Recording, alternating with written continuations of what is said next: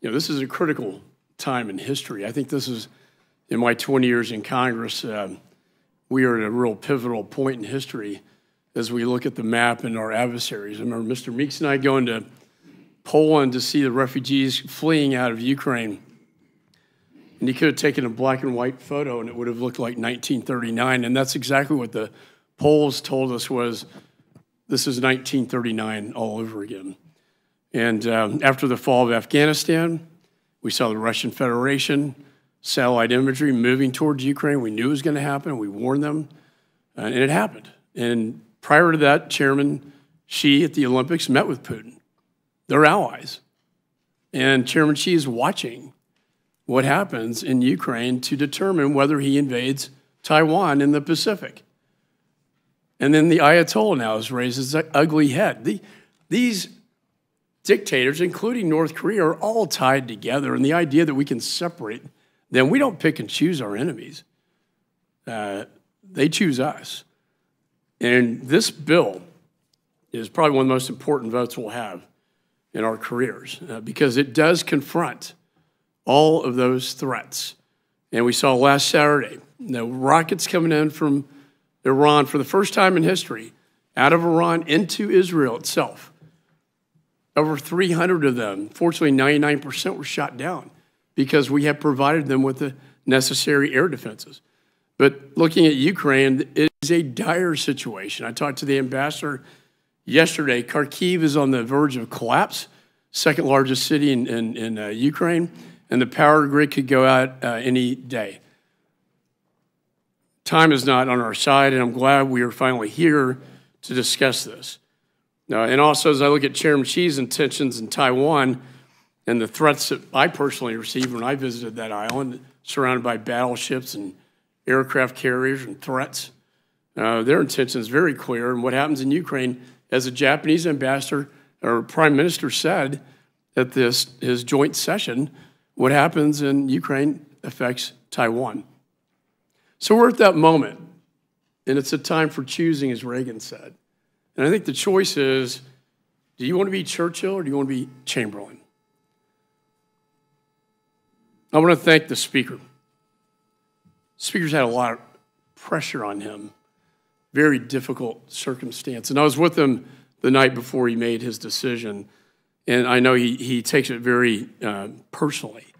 And he is a man of faith, and I think he doesn't wear it on his sleeve, but I think he got down on his knees and he prayed for guidance and said, look, tell me, what is the right thing to do here? And then he told me the next day, I want to be on the right side of history. I want to be on the right side of history. And I think he is following the legacy of Churchill. He's choosing to confront the generational threat posed by this unholy alliance of Russia, China, and Iran. As Reagan said, it is time for choosing speech. I believe that the issues confronting us cross party lines. As chair of the Foreign Affairs Committee, I believe that partisanship stops at the watership's edge. In fact, after October 7th, we were crafting a resolution, and some would say, oh, we need to make that a partisan resolution. Mr. Meeks and I disagree with that. We need to speak as one, with one voice, as one nation, more addressing particularly our adversaries. They need to know that we're not divided as a nation. We have dissent in democracy, and that's a democracy. But in matters of this, we need to be unified. And that's why I'm proud to support the 21st Century Peace Through Strength Act, which is largely made up of House-passed bipartisan bills. I want to thank Mr. Meeks for his contributions. It provides a critical security assistance to our partners and makes great policy changes so we can better defeat opponents of freedom and democracy. It also includes my bipartisan, bicameral REPO Act that calls upon the Biden administration to transfer frozen Russian sovereign assets in the United States to Ukraine for reconstruction and other purposes like direct budget support. It's a narrow, targeted piece of legislation that ensures that Russia pays for the war it started, that Russia pays for its war crimes. Putin's war crimes and genocide cannot be reversed by money, however. The horrors, the pictures we've seen, murdered civilians, including women and children, and maternity hospital bombed, cannot be brought back, and the trauma will live on in that country for generations. And we have a moral responsibility. There's human suffering. Critical infrastructure, homes and towns can be rebuilt, though. And making Russia pay for that is not just the morally and strategically right thing to do, it's also fiscally responsible on behalf of our constituents. Let them pay for it rather than the American taxpayer. Putin caused this devastation, and Putin, he can pay for it. This act ensures Americans, especially our children, will be protected from the malign influence of the CCP-controlled TikTok. This app silently gathers Americans' personal data in their pockets. It manipulates its users, allowing the CCP censors to dictate the contents its users see. TikTok is modern-day Trojan horse of the CCP to surveil and exploit America's personal information. This legislation is the first step in protecting Americans against foreign subversive data collection. And I'd like to thank Ranking Member Pallone for this contribution. It also targets illicit fentanyl supply chain, from the chemical suppliers in China to the cartels that traffic the drugs in from Mexico. Synthetic opioids, primarily fentanyl, killed more than 100,000 Americans. Last year alone, over 200,000 since this administration. That's more than World War II and Vietnam combined. And it's time for this to end. My bill also includes the most comprehensive sanctions against Iran that Congress has passed in years, including the SHIP Act, that imposes sanctions on foreign ports, vessels, or refineries who deal in Iranian oil.